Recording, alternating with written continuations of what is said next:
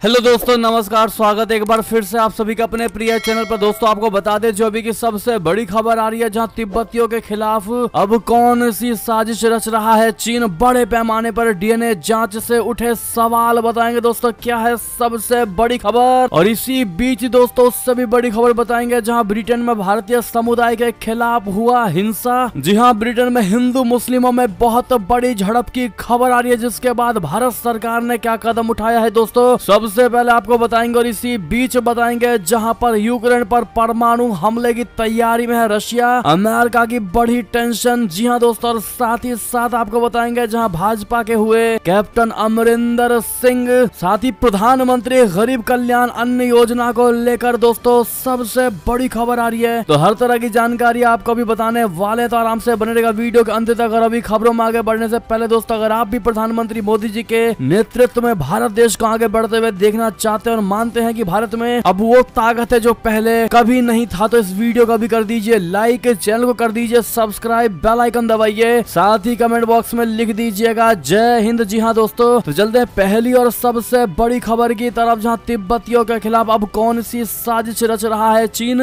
बड़े पैमाने पर डीएनए जांच से उठे सवाल बता दे तिब्बत की राजधानी लहासा की करीब 9 लाख आबादी पहले से ही कोविड के नाम पर सख्त लॉकडाउन झेल रही है। इनमें से लगभग 70% लोग तिब्बती हैं, जो पिछले एक महीने से इन पाबंदियों को झेल करके ऊब रहे हैं। दोस्तों मजबूरी में इस समस्या को झेल ही रहे थे कि अब कम्युनिस्ट पार्टी ऑफ चीन की सरकार ने तिब्बतियों को पकड़ कर उनका डीएनए सैंपल लेना शुरू कर दिया है। शी जिनपिंग की सरकार दरअसल उनका बायोलॉजिकल डेटाबेस तैयार कर रही है, जिसका मकसद काफी खौफनाक भी हो सकता है। दोस्तों 2 दिन पहले न्यूयॉर्क टाइम्स ने एक रिपोर्ट छापी थी कि कोविड इन्फेक्शन के नाम पर चीन के कम्युनिस्ट शासकों ने तिब्बत की राजधानी लहासा में पिछले महीने भर से लोगों को घरों में बंद कर रखा है। जब पूरी दुनिया कोविड वायरस के साथ जीना सीख रही है, तो चीनी शासक तिब्बत के साथ साथ शिनजियांग प्रांत के लोगों पर इतना सख्त क्यों है, जिनकी स्थिति ऐसी है जो अपनी बात रखने की भी हिम्मत नहीं जुटा पाते। लेकिन इसी समय में एक और रिपोर्ट आई है दोस्तों, जिसके मुताबिक कम्युनिस्ट पार्टी ऑफ चीन की सरकार ने तिब्बती आबादी का जबरन डीएनए टेस्ट करवाना शुरू कर दिया है। चीन कुछ भी करता है इस तरीके से करता है जिसमें संदेह की गुंजाइश रहती है। जी हाँ दोस्तों, ऐसे में दोस्तों अब ये कौन सी साजिश रच रहा है दोस्तों चीन इन तिब्बतियों के खिलाफ, इसका खुलासा नहीं हो पाया है दोस्तों। लेकिन बहरहाल सबके डीएनए टेस्ट किए गए हैं, वो भी झूठ बोल करके और जबरदस्ती पकड़ करके। ऐसे में आपको क्या लगता है दोस्तों, कमेंट राय जरूर दीजिएगा। एक और खबर की बात करें, जहां ब्रिटेन में भारतीय समुदाय के खिलाफ बहुत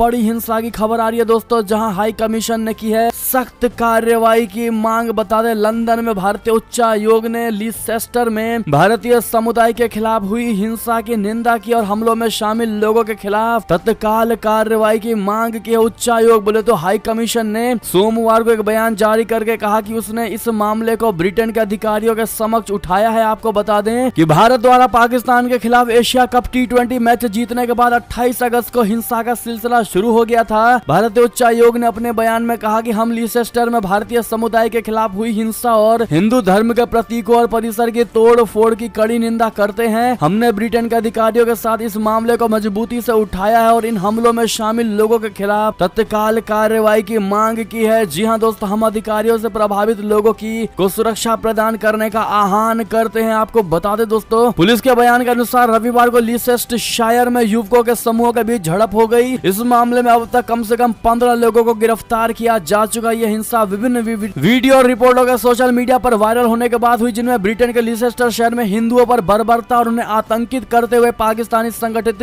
गिरोहों को दिखाया गया था। जी हां दोस्तों, यानी कि जिस प्रकार से ब्रिटेन में हिंदू मुस्लिमों में झड़प हुआ है दोस्तों, और हिंदुओं को जबरन मारा गया है और उनको निशाना बनाया गया है और एक धर्म स्थल में तोड़ फोड़ करके झंडा निकालने की भी खबर सामने। ऐसे में दोस्तों साफ दर्शाता है कि पाकिस्तान भारत के खिलाफ हर जगह अपनी मुहिम चला रहा है दोस्तों, और भारत को बदनाम करने की कोशिश करता रहता है। और अब ऐसे में हिंदुओं पर अत्याचार किए जाने के मामले को लेकर दोस्तों आपकी क्या राय होगी, कमेंट राय जरूर बताइएगा। और दोस्तों इस वीडियो को जितना ज्यादा हो सके व्हाट्सएप, फेसबुक, ट्विटर पर शेयर करना बिल्कुल मत भूलिएगा दोस्तों। और बड़ी खबर की बात करें, जहां पर यूक्रेन पर परमाणु हमले की तैयारी में है रूस, अमेरिका की बड़ी टेंशन। बता दें रूस और यूक्रेन के बीच जारी जंग रुकने का नाम नहीं ले रहा है। और इसी बीच अमेरिका के राष्ट्रपति ने पुतिन को बहुत बड़ी चेतावनी दे दी है दोस्तों। जो बाइडेन ने पुतिन को यूक्रेन में मास डिस्ट्रक्शन करने वाले हथियारों का इस्तेमाल ना करने की हिदायत दी है, तो वहीं रशिया अब मिसाइलें बनाने में जुट गया है। तो वहीं एक्सपर्ट्स की माने तो रूस की स्ट्रेटेजिक मिसाइल को सुपर वेपन कह रहे हैं। नाटो ने इसे स्काई फॉल मिसाइल का नाम दिया है। रूस द्वारा इस मिसाइल को पहले 2025 तक तैनात किया जाना था, लेकिन इसके पहले ही टेस्ट ने नाटो समेत कई देशों की टेंशन बढ़ा दी है। जी हाँ दोस्तों, अब देखना ये होगा कि क्या पुतिन सही में अमेरिका की बात मानते हैं दोस्तों, या फिर ये वास्तव में परमाणु हमला करते हैं। दोस्तों आपको क्या लगता है, क्या पुतिन इस प्रकार के कदम उठाएंगे? दोस्तों जो भी आपको लगता हो बताइएगा जरूर। बढ़ते हैं एक और बड़ी खबर की तरफ, जहां पर क्या अब चीन करवाएगा पाकिस्तान में तख्ता पलट। चीनी रक्षा मंत्री से बाजवा की मुलाकात में छिपे कई राज बता दें। पाकिस्तान के पूर्व प्रधानमंत्री इमरान खान के साथ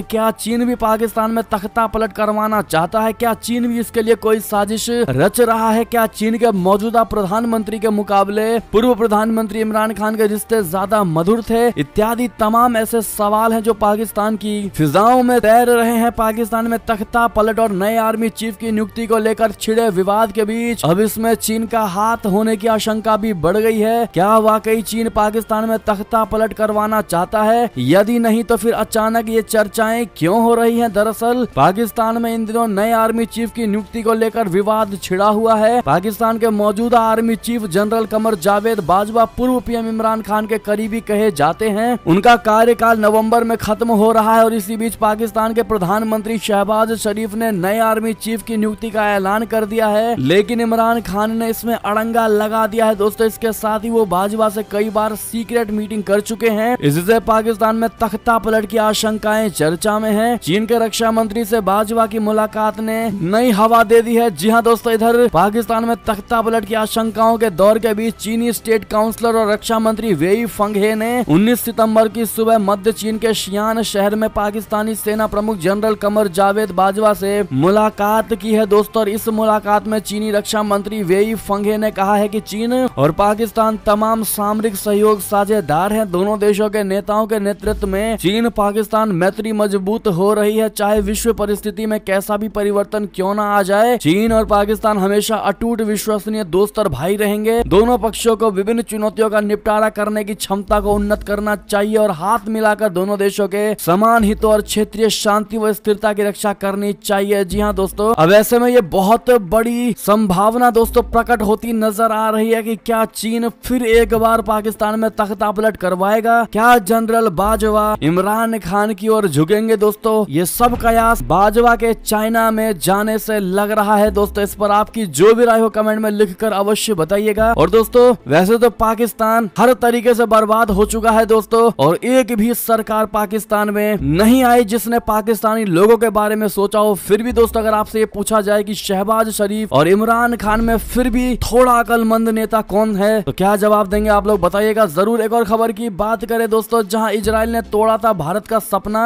अब मिस्र की मदद से तैयार होंगे भारतीय फाइटर जेट के इंजन। जी हाँ दोस्तों, रक्षा मंत्री राजनाथ सिंह भारत और मिस्र के रक्षा संबंधों को आगे बढ़ाने के लिए राजधानी काहिरा पहुंच चुके हैं। 3 दिनों तक वो काहिरा में रहेंगे। भारत और मिस्र के रक्षा संबंध आज के नहीं बल्कि 5 दशक पुराने हैं। ये बात दोस्तों तब की है जब भारतीय वायुसेना बोले तो IAF की टीम सन 1960 के दशक में काहिरा गई थी। ये टीम यहाँ पर फाइटर जेट के लिए अहम टेक्नोलॉजी के मकसद से पहुंची थी। तेजस भारत का पहला स्वदेशी जेट नहीं है दोस्तों। भारतीय वायुसेना के पास मारुत नाम का एक फाइटर जेट था जो किसी सपने से कम नहीं था। इस फाइटर जेट और भविष्य के लिए मिस्र भारत की मदद करता, उससे पहले ही इजराइल की वायुसेना ने उस सपने को तोड़ दिया। बता दे 55 साल बाद राजनाथ सिंह जब काहिरा पहुंचे हैं तो माना यह जा रहा है कि वो उसी सहयोग वापस शुरू कर सकते हैं दोस्तों, जिसके तहत मिस्र और भारत जेट इंजन की टेक्नोलॉजी डेवलप करने में आपसी सहयोग करेंगे। दूसरी तरफ से इजिप्ट भारत में बने लाइट कॉम्बैट एयरक्राफ्ट तेजस की 70 यूनिट्स खरीदने का प्रस्ताव पेश करता है। भारतीय वायुसेना की तरह इजिप्ट की वायुसेना भी राफेल उड़ाती है, लेकिन इसे छोटे और कम जटिल लड़ाकू विमान चाहिए ताकि वो अपनी सेना को मजबूत कर सके और ये उसके पायलट्स के लिए भी फायदेमंद साबित होगा। जी हाँ, भारत सरकार के सूत्रों की माने तो मिस्र में एक प्रोडक्शन लाइन लगाने की पेशकश की गई है। अगर डील सही होती है तो एक प्रोडक्शन लाइन मिस्र में होगी। दूसरी ओर मिस्र भी भारत में बने missile system, advance light helicopter और लाइट कॉम्बैट हेलीकॉप्टर में रुचि रखता है। जी हाँ दोस्तों, एक और बड़ी खबर की बात करें जहां पर अमेरिकियों पर भरोसा नहीं कर सकते, परमाणु समझौते पर हमें गारंटी चाहिए। जी हाँ दोस्तों, ईरान का बड़ा बयान, कहा अगर अमेरिका इस बात की गारंटी दे कि वो ईरान के साथ परमाणु करार से दोबारा अपने कदम वापस नहीं खींचेगा तो तेहरान इस समझौते को फिर से लागू करने में गंभीरता दिखलाएगा। जी हाँ दोस्तों, ईरान के राष्ट्रपति इब्राहिम रईसी ने अमेरिकी न्यूज चैनल CBS न्यूज को दिए गए इंटरव्यू में ये बात कही है। ये इंटरव्यू रविवार को प्रसारित किया गया। समाचार एजेंसी राइटर्स की रिपोर्ट के अनुसार पिछले महीने ईरान के विदेश मंत्री ने कहा था कि साल 2015 के परमाणु समझौते को फिर से लागू करने के लिए तेहरान को अमेरिका की मजबूत गारंटी की जरूरत पड़ेगी। उन्होंने संयुक्त राष्ट्र की परमाणु ऊर्जा एजेंसी IAEA बोले तो इंटरनेशनल एटॉमिक एनर्जी एजेंसी से ईरान के परमाणु कार्यक्रम के खिलाफ राजनीतिक मकसद से की जा रही जांच को रोकने की भी अपील की थी। जी हाँ दोस्तों, और बड़ी खबर की बात करें जहां पर इमरान खान को बहुत बड़ी राहत, कोर्ट ने आतंकवादी धाराओं को हटाने के दे दिए आदेश। शहबाज शरीफ को लगा तगड़ा झटका। जी हाँ दोस्तों, आतंकवादी बनने से बच गए आखिर इमरान खान। बता दें, पाकिस्तान की एक अदालत ने सोमवार को पूर्व प्रधानमंत्री इमरान खान को बहुत बड़ी राहत देते हुए एक महिला न्यायाधीश के खिलाफ विवादित टिप्पणी के मामले में उनके खिलाफ लगे आतंकवाद के आरोपों को हटाने का आदेश दे दिया। गत 20 अगस्त को यहां एक रैली के दौरान 69 वर्षीय खान ने अपने सहयोगी शहबाज गिल के साथ हुए व्यवहार को लेकर शीर्ष पुलिस अधिकारियों, निर्वाचन आयोग और राजनीतिक विरोधियों के खिलाफ मामला दर्ज कराने की धमकी दी थी। गिल को देशद्रोह के आरोप में गिरफ्तार किया गया था। जी हाँ दोस्तों, खान ने अतिरिक्त जिला एवं सत्र न्यायाधीश जेबा चौधरी की भी आलोचना की थी, जिन्होंने पुलिस के अनुरोध पर गिल को 2 दिन की हिरासत को मंजूरी दी थी। उन्होंने कहा था कि न्यायाधीश चौधरी को तैयार रहना चाहिए क्योंकि उनके खिलाफ कार्रवाई की जाएगी। भाषण के कुछ घंटों बाद पुलिस, न्यायपालिका और अन्य संस्थानों को धमकी देने के आरोप में खान के खिलाफ आतंकवाद रोधी अधिनियम के तहत मामला दर्ज किया गया था। दोस्तों, और खबर की बात करें जहां पर ताइवान को लेकर जो बाइडेन पर बरसा, चीन देश को बांटने वाली किसी भी हरकत को नहीं करेंगे बर्दाश्त। जी हाँ दोस्तों, अमेरिकी राष्ट्रपति जो बाइडेन ने कर दिया ताइवान की रक्षा का बहुत बड़ा ऐलान, जिसके बाद चीन ने दिया है जो बाइडेन को बड़ा जवाब। बता दे, चीन ने सोमवार को कहा कि वो ताइवान के शांतिपूर्ण एकीकरण के लिए पूरी ईमानदारी से प्रयास करेगा और देश को विभाजित करने के उद्देश्य से की गई किसी भी गतिविधि को कतई बर्दाश्त नहीं करेगा। चीन की इस टिप्पणी को अमेरिकी राष्ट्रपति जो बाइडेन के ताइवान को लेकर दिए गए बयान के जवाब के रूप में देखा जा रहा है। बता दे, जो बाइडेन ने कहा है कि यदि चीन स्वशासित ताइवान पर हमला करने की कोशिश करता है तो अमेरिकी सेना उसकी रक्षा करेगी। चीन इस स्वशासित द्वीप पर अपना दावा करता है। समाचार चैनल CBS न्यूज पर प्रसारित 60 मिनट्स कार्यक्रम के दौरान एक साक्षात्कार में जो बाइडेन से रविवार को जब पूछा गया कि यदि चीन ताइवान पर हमला करता है तो क्या अमेरिकी सुरक्षा बल, अमेरिकी पुरुष एवं महिलाएं उसकी रक्षा करेंगी, जिसके जवाब में जो बाइडेन ने कहा, हाँ बिल्कुल करेंगे। जी हाँ दोस्तों, CBS न्यूज ने बताया है कि साक्षात्कार के बाद व्हाइट हाउस ने कहा कि अमेरिकी नीति में कोई बदलाव नहीं आया है। इस नीति के तहत अमेरिका का मानना है कि ताइवान का मामला शांतिपूर्ण तरीके से सुलझाया जाना चाहिए, लेकिन नीति ये नहीं बताती कि चीनी हमले की स्थिति में अमेरिकी सुरक्षा बलों को भेजा जा सकता है या नहीं। क्या लगता है दोस्तों आपको, यदि चीन ताइवान पर आक्रमण करता है तो क्या अमेरिका अपने सैनिकों को भेजेगा या फिर यूक्रेन की तरह ही माइंड गेम खेलेगा? जो भी आपको लगता हो बताइएगा जरूर। एक और खबर की बात करें जहां पर कंगाली की कगार पर खड़े पाकिस्तान ने रूस के सामने फैलाए हाथ। जी हाँ दोस्तों, आर्थिक संकट के दौर से गुजर रहे पाकिस्तान ने रशिया से उधार पर तेल खरीदने की इच्छा जताई और इस संबंध में उसने रशिया से बातचीत कर उधारी पर तेल खरीदने का प्रस्ताव रखा है। पाकिस्तान के प्रधानमंत्री शहबाज शरीफ ने उज्बेकिस्तान के समरकंद में शंघाई सहयोग संगठन बोले तो SCO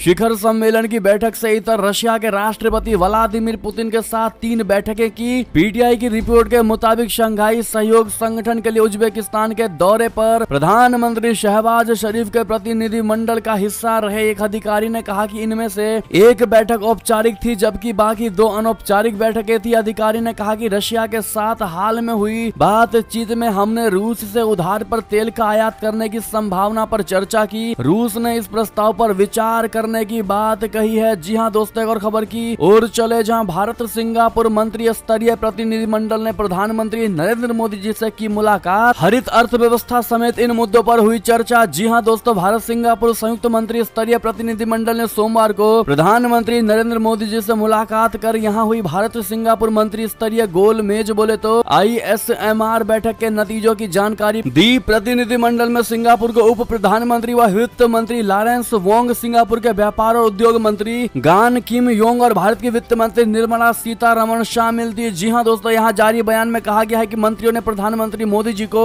भारत सिंगापुर मंत्री स्तरीय ग्लोमेज बैठक के उद्घाटन सत्र के नतीजों की जानकारी दी। एक और खबर की बात करें दोस्तों, जहां पर रशिया से तेल खरीद कर भारत ने बचा लिए 35,000 करोड़ रुपए। जी हां, अमेरिका यूरोप को था इससे ऐतराज। बता दे, हाल ही में उज्बेकिस्तान के समरकंद में प्रधानमंत्री नरेंद्र मोदी जी और रशिया के राष्ट्रपति व्लादिमीर पुतिन की मुलाकात में चर्चाएं हुई और इस दौरान यूक्रेन युद्ध को लेकर मोदी जी ने पुतिन को नसीहत भी दी। दुनिया भर से इस नसीहत को सराहना मिल रही है। दोनों नेताओं की ये मुलाकात ऐसे समय हुई जब पश्चिम के कुछ देशों ने भारत द्वारा रशिया से सस्ता तेल आयात करने पर भारत की आलोचनाएं की थी, लेकिन यूक्रेन युद्ध के बाद रशिया पर अमेरिका समेत कई देशों के कड़े प्रतिबंधों के बावजूद भी भारत ने रूस से तेल खरीदना जारी रखा था। भारत ने रूस से तेल खरीद के जरिए 35,000 करोड़ रुपए की भारी बचत की। जी हां दोस्तों, दरअसल पश्चिमी देशों के विरोध के बावजूद भारत ने तेल आयात करने का फैसला किया था और इस फैसले के नफा नुकसान को लेकर काफी चर्चाएं हुई थी। रॉयटर्स ने अपनी एक रिपोर्ट के आंकड़ों को प्रस्तुत करते हुए बताया है कि भारत ने इस साल की पहली तिमाही में रूस से 6.6 लाख टन कच्चा तेल आयात किया।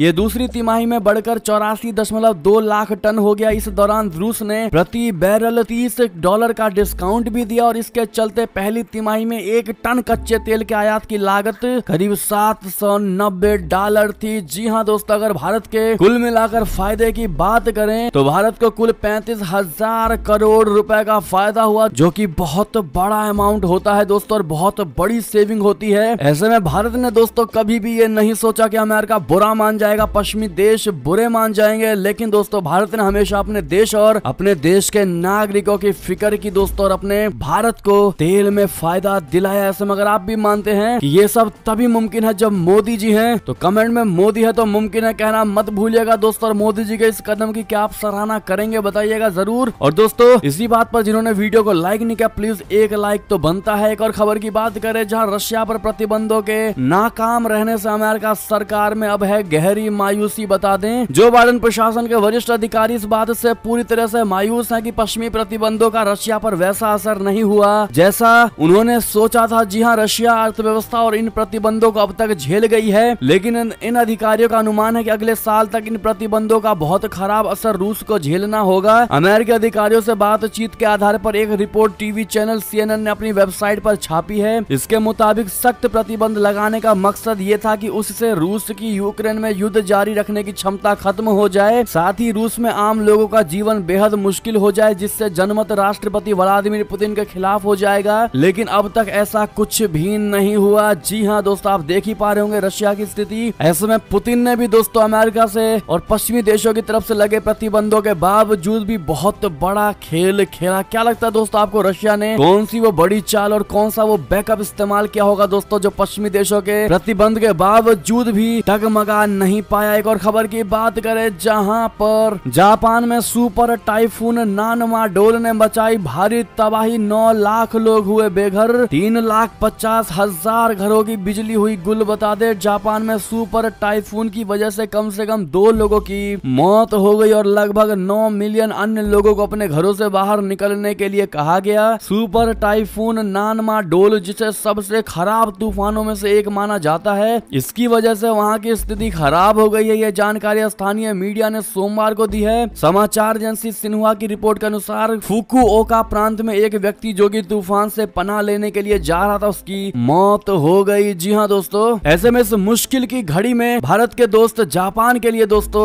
धैर्य रखने की बात और सुरक्षित रहने के लिए कामना जरूर करिएगा। एक और खबर की बात करें, जहां पर राष्ट्रपति जो बाइडेन ने कहा अमेरिका में कोरोना महामारी का हुआ अंत। बता दें, अमेरिका के राष्ट्रपति जो बाइडेन ने कहा है कि देश में कोरोना महामारी का प्रकोप अब खत्म हो चुका है। उन्होंने कहा कि कोविड खत्म हो गया है, लेकिन इससे जुड़ी परेशानियां अभी भी समस्या बनी हुई है। एक इंटरव्यू के दौरान जो बाइडेन ने कहा कि कोरोना संक्रमण की वजह से अमेरिका में 10 लाख से ज्यादा लोगों की मौत हो चुकी है। अभी भी इससे जुड़ी समस्याओं के समाधान पर काम हो रहा है। हालांकि संक्रमण का असर अब काफी कम हो गया और महामारी देश में खत्म हो चुकी है। अमेरिका की जो बाइडेन सरकार कोविड-19 को अभी भी पब्लिक हेल्थ इमरजेंसी के तौर पर देखती है दोस्तों, लेकिन वहां कोरोना प्रतिबंधों से काफी हद तक लोगों को छूट मिली हुई है। एक और खबर की बात करें जहां पर भाजपा के हुए कैप्टन अमरिंदर सिंह, उन्होंने अपनी पार्टी का भी किया विलय। जी हां दोस्तों, पंजाब के पूर्व मुख्यमंत्री कैप्टन अमरिंदर सिंह ने भाजपा का दामन थाम लिया। साथ ही उन्होंने अपनी पार्टी पंजाब लोक कांग्रेस का भी भाजपा के साथ विलय कर दिया। दोस्तों, कैप्टन अमरिंदर सिंह ने केंद्रीय मंत्री नरेंद्र सिंह तोमर, किरण रिजिजू, भारतीय जनता पार्टी नेता सुनील जाखड़ और भाजपा के पंजाब मुखिया अश्वनी शर्मा की मौजूदगी में भारतीय जनता पार्टी की सदस्यता ग्रहण की है। इस दौरान केंद्रीय मंत्रियों ने उन्हें बुके देकर और माला पहनाकर स्वागत किया। पूर्व कांग्रेसी और पंजाब असेंबली के डिप्टी स्पीकर अजायब सिंह भट्टी ने भी भाजपा ज्वाइन कर लिया है। दोस्तों, इस मौके पर पंजाब के पूर्व मुख्यमंत्री कैप्टन अमरिंदर सिंह ने पंजाब में पाकिस्तान से खतरे पर भी बात की। उन्होंने कहा कि चीन भी हमारे लिए लगातार खतरा बना हुआ है। उन्होंने कांग्रेस शासन के दौरान रक्षा मंत्री रहे AK एंटनी पर भी सवाल उठाया। उन्होंने कहा कि हथियारों की खरीद की दिशा में नहीं उठाया गया कदम भाजपा देश की रक्षा के लिए काम कर रही है। जी हां दोस्तों, और पीएम मोदी जी को भी लेकर बड़ी ही तारीफ की है और उन्होंने कहा, मैं प्रधानमंत्री नरेंद्र मोदी जी, गृह मंत्री अमित शाह जी और पार्टी अध्यक्ष JP नड्डा का आभारी हूं। ऐसे में दोस्तों, आप सभी से रिक्वेस्ट है कैप्टन अमरिंदर सिंह को भाजपा ज्वाइन करने के लिए दोस्तों कांग्रेचुलेट जरूर कर दीजिएगा। एक और खबर की बात करें जहां पर प्रधानमंत्री मोदी जी आज भाजपा मेयरों को करेंगे संबोधित। जी हां, प्रधानमंत्री नरेंद्र मोदी जी मंगलवार को भारतीय जनता पार्टी के सभी महापौरों की बैठक को संबोधित करेंगे। मोदी जी ने एक ट्वीट में कहा कि यह महत्वपूर्ण है कि बढ़ते शहरीकरण को आधुनिक एवं भविष्य के शहरों के निर्माण की दिशा में मिलकर काम करने के एक अवसर के रूप में देखा जाए। मोदी जी ने कहा कि आज 20 सितंबर को पूर्वाह्न 10:30 बजे सुबह भाजपा के सभी महापौरों की एक बैठक को संबोधित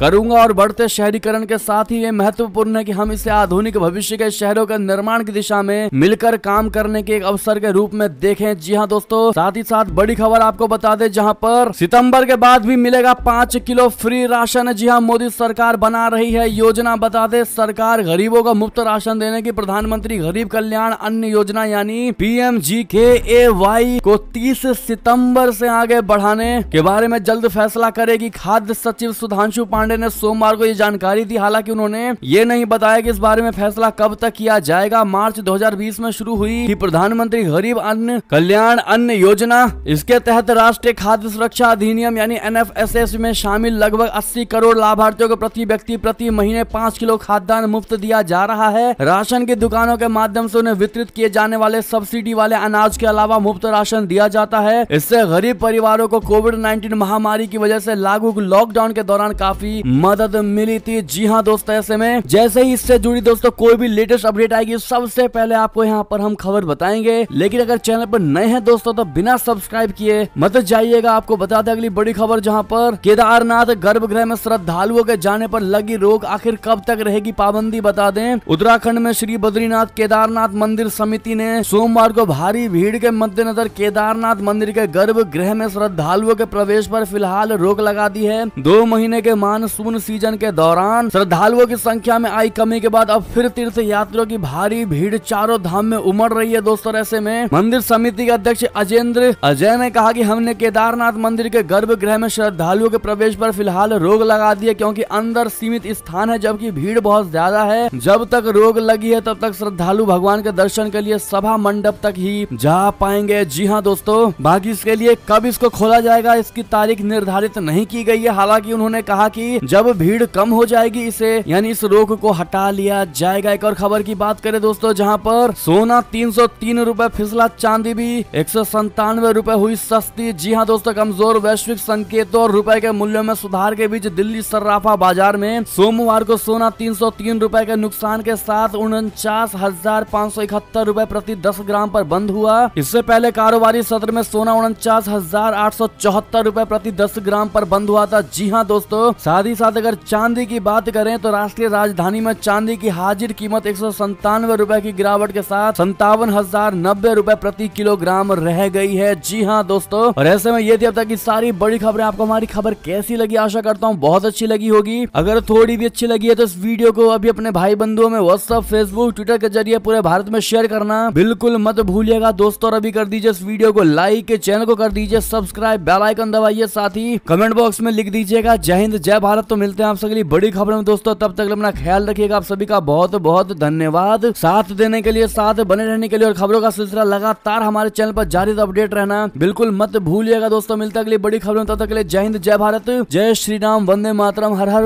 महादेव।